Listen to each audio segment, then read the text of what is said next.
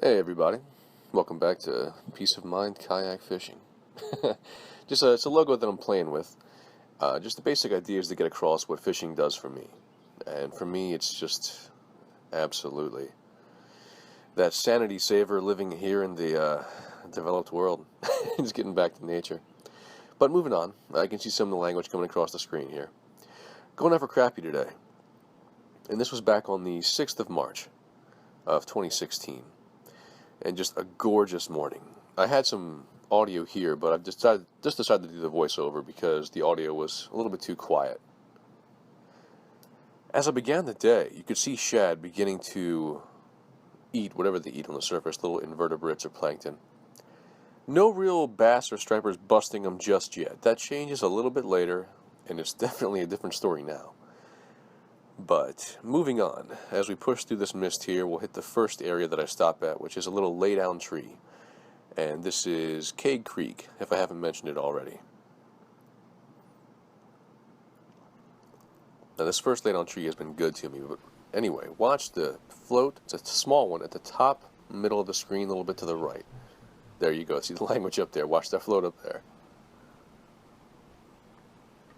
Down she goes. Now, in the past year, what I've nailed for the most part has been crappie. This first fish of the day right here, it's not a crappie. And I'll mention it again later. One of the biggest things about float and minnow fishing that I love are that you never really know what you're going to have on the end of the line. Like right here, it's a giant bluegill. Not what I was expecting, not what I was going for. It's still a nice keeper-sized fish, but that is the allure of it. It's you can call it cheating to a degree, and half of me agrees in terms of float and minnow fishing, but it's a blast. No two ways about it. Check out this float right next to the boat. Right next to the boat. That's another thing that's so much fun about float fishing with crappie, is that you can just watch the float go down right next to the boat half the time, and that's just, I don't know, it's exciting, man. It's a good time. But this first crappie of the day here, I'm going to guess and say she's around 10, maybe pushing 11 inches, probably closer to 10. And I'm originally from Baltimore, Maryland. I'll tell you what, back home, that fish should be going on a stringer. Hands down, that fish should be going on a stringer. But I tend to treat them a little bit differently down here in Georgia. Down here in Georgia on Clark's Hill, that's almost below average. I mean, the crappie down here are just massive, massive fish. And here comes some pain. So check this out. Got a good hook set on this crappie. It's a nice fish. But yeah, but here's a demonstration of what not to do. I'm going to put too much top pressure on this fish once her head's out of the water. And you'll see what happens. There she goes. I cut out the profanity for you. But essentially, what you're looking at is that crappies have paper-thin mouths. You can't put a lot of pressure. Sorry about that, a little bit of profanity left in. You can't put a lot of pressure on crappie with their heads out of the water, or you'll tear right through their mouths with a hook and lose the fish.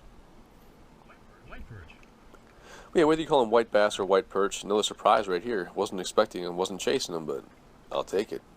I'll definitely take it.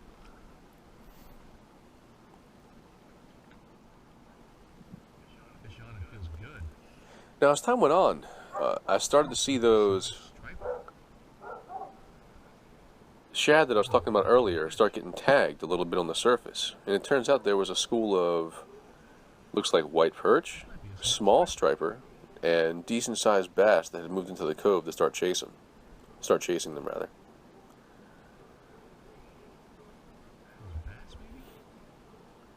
But I haven't mentioned it yet. Normally when I fish with minnows, I'll run one line with a minnow shallow under the bobber, anywhere between about a foot to about 3 feet. About a foot to about 2 feet will be my shallow line. And on the other rod, I'll run a deep minnow off the float. With that, I will use it about 4 or 5 feet. It just helps me cover water and find the fish. Yeah, as those notes said there, Clark's Hill has no minimum size on striped bass. And even though this is a small striper, when you're looking at just meat yield off of a fish, you get as much meat from a fish like this right here as you would from any crappie you're pretty much going to catch. So if you're out there fishing for table fare, that's not a bad fish to keep. Fish on. It's another baby striper. Not this time. It's not a baby striper this time. Tell by the pool. Or so I thought. Striper have drifted into this cove. This one's bigger than the last one. This one's a little bigger than the last one. Well, a lot of times I'll deal with bass, especially in ponds, and they won't fight that hard. Especially largemouth. Smallmouth are kind of known for fighting hard, but largemouth a lot of times, not that hard a fighter. But the bass here on Clark's Hill, oftentimes a different story. I mean, they'll really, really give you a fight. The schooling is starting. It's gonna be an awesome spring. But yeah, it's back in these smaller creeks. I say small comparatively to the actual body of water that is Clark's Hill. In the springtime here, before the spawn, you get schools of bass and striper blowing shad up back in these coves, and it's just a wild trip. So much fun. Sacred spot in my heart. Otherwise you'd be going to stringing because you're well and leaving. Thank you, beauty. I love the smell of bass. But yeah, I have a hard time keeping bass, man. I know it's because I grew up catching them or what. It's got a special place in my heart. Oh, it's not small. This is not a small fish. I ended up having to push off from the tree here because I was not trying to fight this fish through and around this tree on the 4-pound test ultralight gear. This is a larger bass. Not a monster, but when you're on ultralight gear, this is a pretty good sized bass. Caught up in the trees.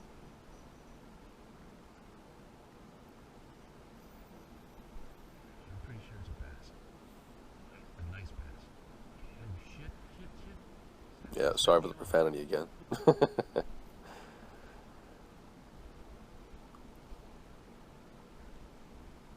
But I almost had my drag set too tight right there. She almost broke me off. As like I said, it's only about 4-pound test on here. This fish is big.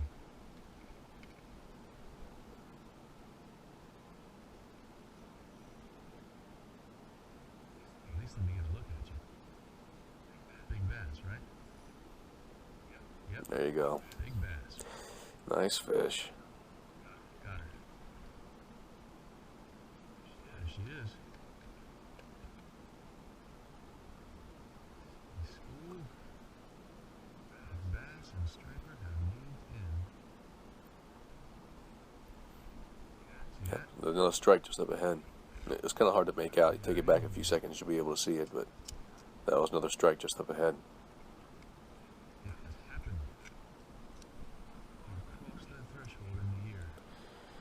But when it comes to bass, I have to blame my father and Jimmy Houston for kissing them. And bass just have a smell to them that's just intoxicating for me as a fisherman. There's no two ways about it. I thought this was a crappie, but now I think it might be another small striper. This is another laydown tree that's further down the creek. And I can't believe I'm giving away my my secret, my quote unquote secret spots for Cade Creek, man. But treat it good, all right. Treat the fish well. Baby striper. Oh my gosh, it's a big crappie. Wow, it's a big black crappie. Look at the size. Yeah, I'm not sure what y'all experience has been, but for me, it seems like black crappie are just much harder fighters, just much meaner fish than are the white crappie.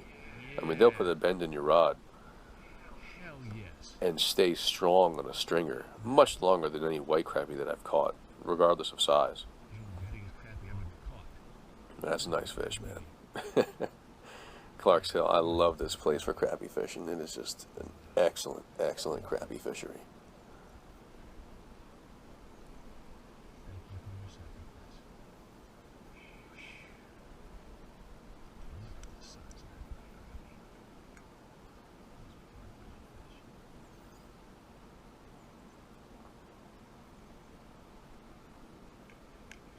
on the stringer she'll go. Oh, another fish on, another nice crappie. And right off that same lay-down tree. It's I've come up on these lay-down trees before and just sat there for well over an hour, just smacking fish after fish after fish. It gets to be a little bit later in the spring. Those things are fantastic. But yes, as you saw my pain earlier with losing that one fish right at the boat, if you have a net, I definitely recommend it for crappie fishing. That's one thing you gotta watch when you're crappie fishing. Paper thin mouths. So if you pull too hard, you put too much pressure on it.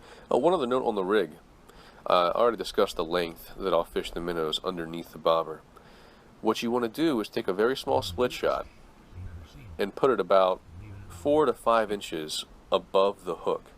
And what that does, it keeps the minnow from swimming around on the surface. It actually puts them down at the depth you want to fish at, while still allowing them to move around to attract the predator fish that you're trying to catch. But yeah, on my way out, I'll usually hit that first laydown tree that you saw for a second time. And watch the float at the top. Under it goes. Fish on. Fish on.